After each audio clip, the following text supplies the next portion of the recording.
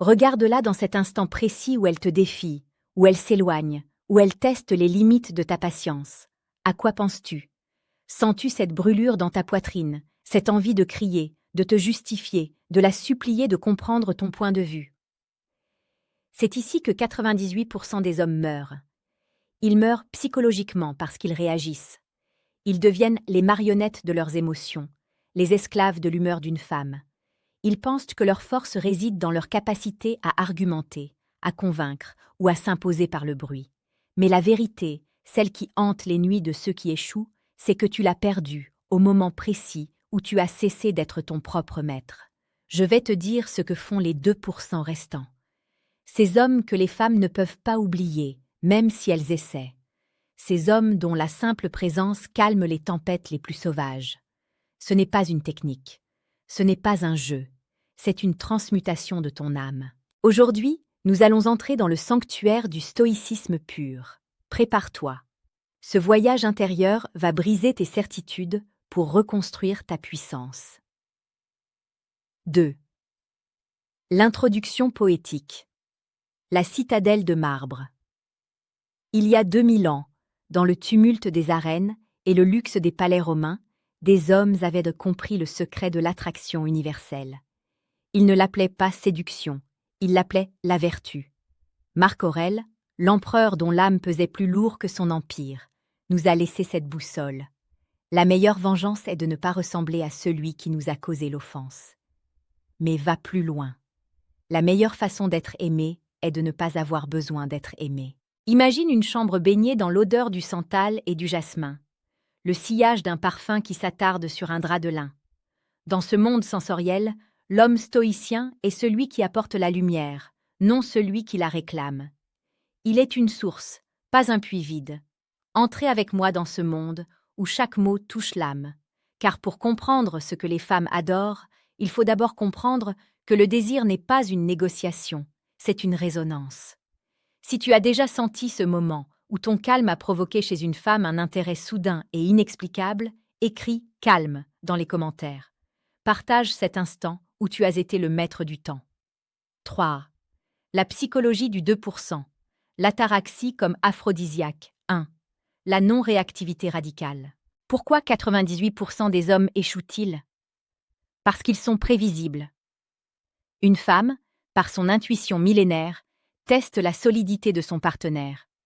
Elle ne le fait pas par méchanceté, mais par besoin biologique de sécurité. Elle cherche le roc. Scène de vie réelle. Imagine un dîner. Elle arrive avec 30 minutes de retard. Elle ne s'excuse pas vraiment. Elle semble chercher la dispute. Elle te lance une remarque sur ta tenue. L'homme du 98%. Il s'énerve, il boude, ou il se justifie maladroitement. Il vient de montrer que son état interne est à la merci de l'autre. L'homme du 2%. Il la regarde avec un léger sourire, un regard qui semble dire « Je vois ton jeu » et il n'a aucune prise sur moi. Il continue sa conversation, il apprécie son vin, il est impavide. Ce que les femmes adorent dans ce stoïcisme pur, c'est que ton silence ne cache pas de la faiblesse, mais une force si grande qu'elle n'a pas besoin de s'exprimer par les cris. 2. Le sanctuaire de la présence. L'homme stoïcien est celui qui possède le don de la présence totale. Sénèque disait que nous perdons notre vie à attendre la vie. 2% des hommes sont capables de regarder une femme dans les yeux et de ne pas être ailleurs, de ne pas être dans leur téléphone, dans leur passé ou dans leurs angoisses futures. Exemple sensoriel. Sens-tu la texture du silence quand tu écoutes vraiment?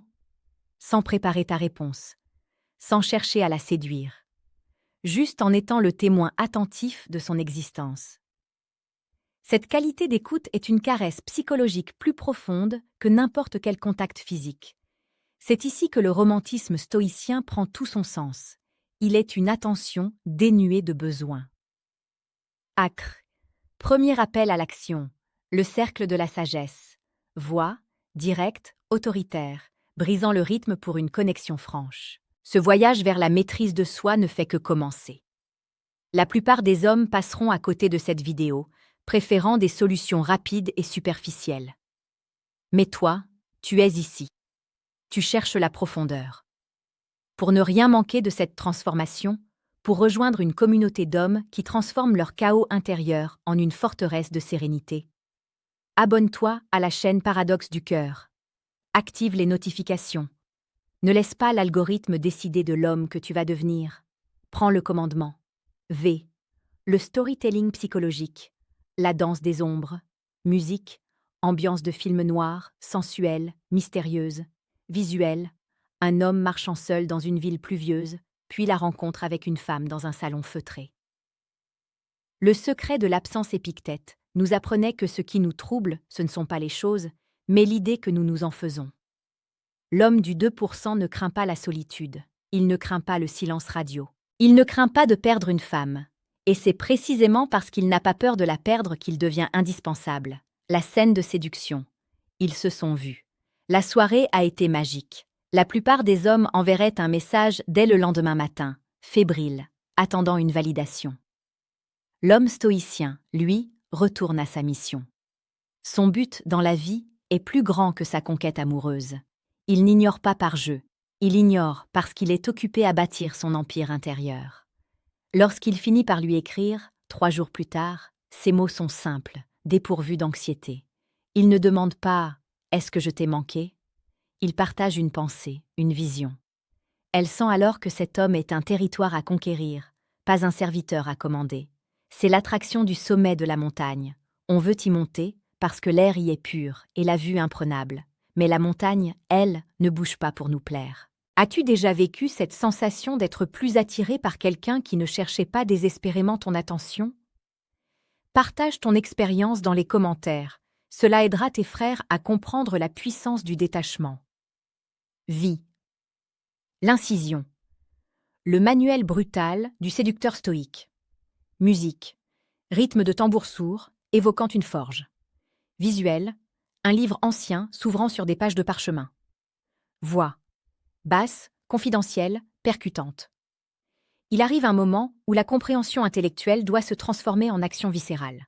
Tu peux écouter 1000 vidéos, mais si tu n'as pas le code source de cette virilité souveraine, tu retourneras à tes vieux démons dès que la pression montera.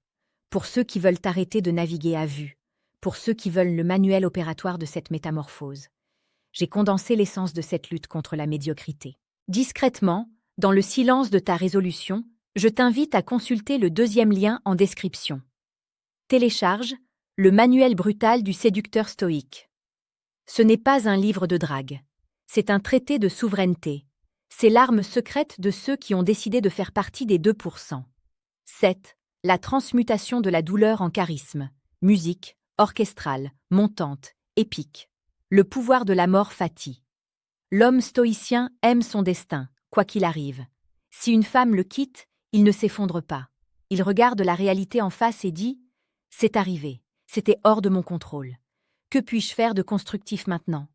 Cette capacité à transformer une défaite émotionnelle en une force tranquille est ce que les femmes adorent le plus secrètement. Elles voient en cet homme un protecteur qui ne sera jamais brisé par les aléas de la vie. Exemple du quotidien. Un projet échoue, une voiture tombe en panne, une dispute éclate. L'homme du 98% se plaint, cherche des coupables, s'agite. L'homme du 2% respire. Il analyse. Il agit avec une économie de mots et une précision de gestes. À cet instant, dans l'intimité du foyer, il devient un dieu aux yeux de celle qui l'observe. Il apporte la paix là où il y avait le chaos. La séduction par la justice et la tempérance. Le stoïcisme n'est pas une absence de sentiments, c'est une maîtrise de l'intensité. L'homme stoïcien est capable d'un romantisme foudroyant parce qu'il est rare. Ses compliments ne sont pas des pièces de monnaie qu'il jette pour obtenir un sourire. Ce sont des médailles qu'il décerne pour une valeur réelle. Quand il te dit que tu es belle, ce n'est pas pour te plaire, c'est parce qu'il a observé une vérité. Et cette sincérité, née d'une discipline de fer, touche les femmes plus que n'importe quelle poésie apprise par cœur. 8. 2e appel à l'action. La fraternité. Voix chaleureuse, inspirante. Nous approchons de la fin de ce voyage, mais pour toi, c'est un commencement. Tu possèdes maintenant les clés d'un royaume que peu osent explorer. Si tu veux continuer à cultiver cette force, si tu veux transformer ton cœur en un temple de sagesse et tes relations en une danse de polarité masculine saine, Abonne-toi à Paradoxe du cœur. Nous sommes les gardiens de cette vérité ancienne. Ensemble, nous restaurons la dignité de l'homme. 9. Conclusion. Le souverain de l'âme. Musique. Le thème final, majestueux, laissant une sensation de paix et de puissance infinie. Visuel. Un homme debout au sommet d'une colline, regardant l'horizon alors que le soleil se lève. Voix. Puissante, laissant chaque mot résonner dans le temps. Tu as entendu les secrets. Tu as vu la différence entre l'agitation du monde et la sérénité du sage. 2% des hommes marchent sur cette terre avec une autorité qui ne demande rien, une présence qui offre tout, et une âme que rien ne peut ébranler. Les femmes n'adorent pas ces hommes pour leur argent, leur apparence ou leur statut. Elles les adorent parce qu'ils sont la preuve vivante qu'il existe encore une force immuable dans ce monde de vapeur. Sois cet homme. Ne réagis pas. Agis. Ne supplie pas. Sois la source. Ne cherche pas l'amour. Deviens l'homme que l'amour ne peut s'empêcher de suivre. Le stoïcisme n'est pas une armure de glace, c'est un feu intérieur qui brûle les illusions. Va maintenant. Sors de cette vidéo et entre dans l'arène de ta vie. Regarde le monde avec les yeux d'un empereur et le cœur d'un sage. Écris une dernière fois en commentaire « Je suis souverain ». Scelle cette promesse avec toi-même. Que la force de la raison et la beauté de ton âme guident chacun de tes pas. Scène sensorielle. Imagine que tu marches dans une rue bondée. Le bruit est assourdissant. Tout le monde court. Et là, tu la vois. Au lieu de te précipiter, au lieu de chercher une phrase d'accroche brillante, tu t'arrêtes. Tu la regardes vraiment. Tu vois la mèche de cheveux qui danse sur sa tempe. Tu entends le rythme de ses pas. Ton calme est si profond qu'il crée une bulle de silence autour de toi. Elle le sent. Elle sent ce vide fertile. Elle se retourne. Pourquoi ? Parce que dans un monde qui hurle, celui qui se tait avec assurance est le seul que l'on entend. L'odorat de l'âme. Les femmes adorent l'odeur de la certitude. Non pas le parfum coûteux que tu as acheté, mais cette émanation chimique de l'homme qui est en paix avec sa propre mort. Marc Aurèle se rappelait chaque matin qu'il était mortel. Cette conscience de la fin donne à chaque geste une importance capitale. L'homme stoïcien ne gaspille pas son énergie. Chaque mouvement est justifié. Chaque caresse est une décision.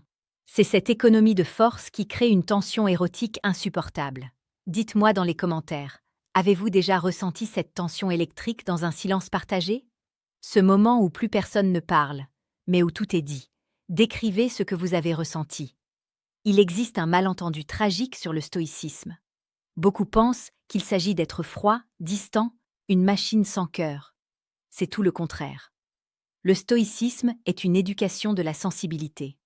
La force du juste. Ce que 2% des hommes font et que toutes les femmes adorent, c'est exercer une bonté sans faiblesse.